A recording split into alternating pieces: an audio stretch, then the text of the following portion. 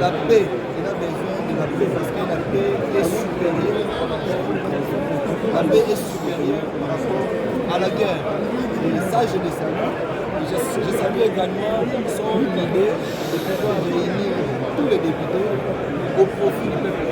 Malgré tout ce que nous faisons, moi je pense que c'est très important pour les d'abord promouvoir l'intérêt et la souveraineté du peuple congolais. Et c'est ça le développement de cette Assemblée nationale que nous saluons vivement.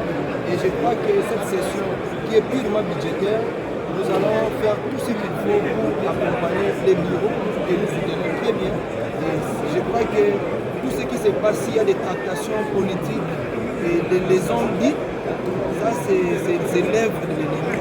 Mais au moment où nous sommes, nous faisons beaucoup plus la paix, nous voulons que la paix règne, non seulement à l'est du pays, même à travers nos institutions et ici à l'Assemblée nationale. Qui ne représente même pas 5% des députés au niveau de l'Assemblée nationale. Nous allons les constater, le président est soutenu par ceux qui ont des soucis de pouvoir faire évoluer les choses.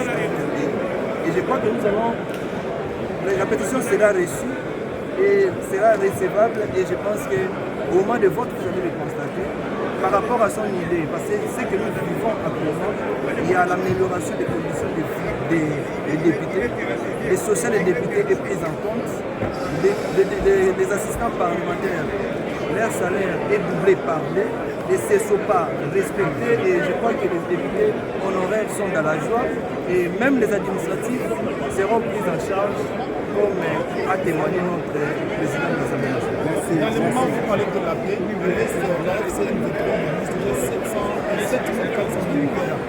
Ici au Parlement, quelle est votre position? Je crois que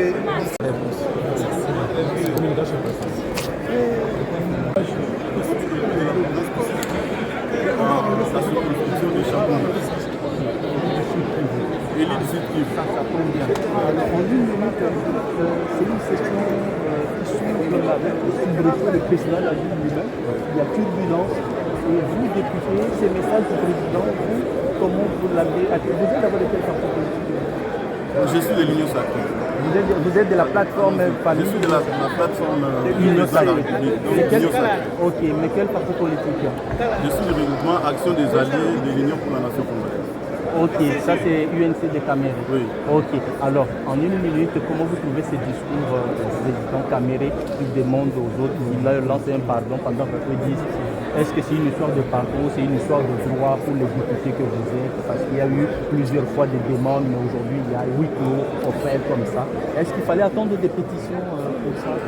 Oui, mais bien sûr, mais je voudrais quand même relever quelque chose.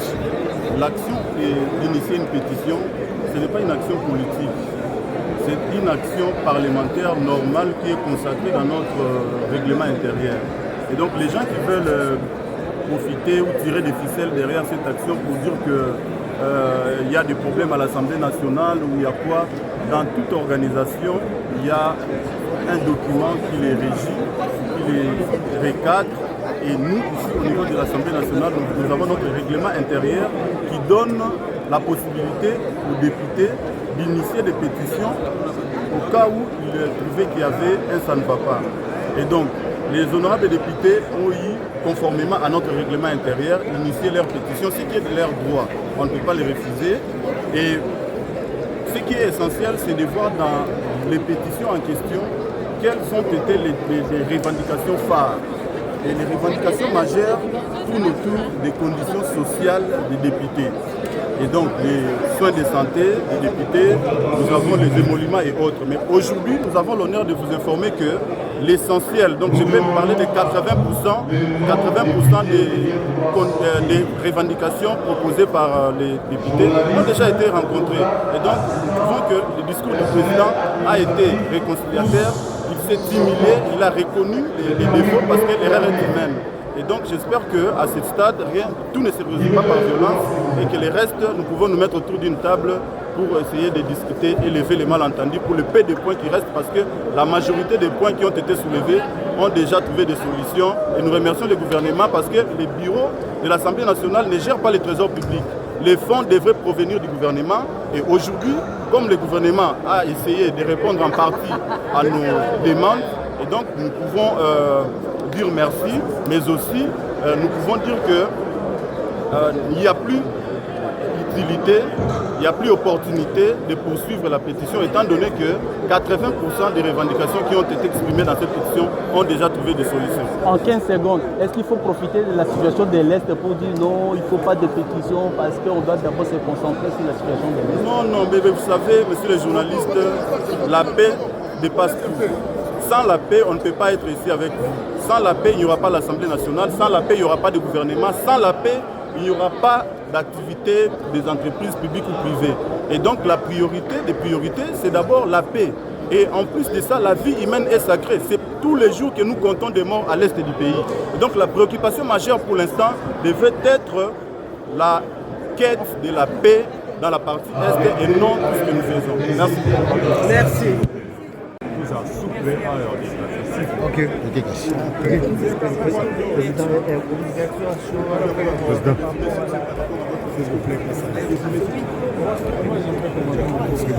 Oui. C'est la cohésion, la fraternité, parce que le pays pour le moment fait face à une guerre à l'Est.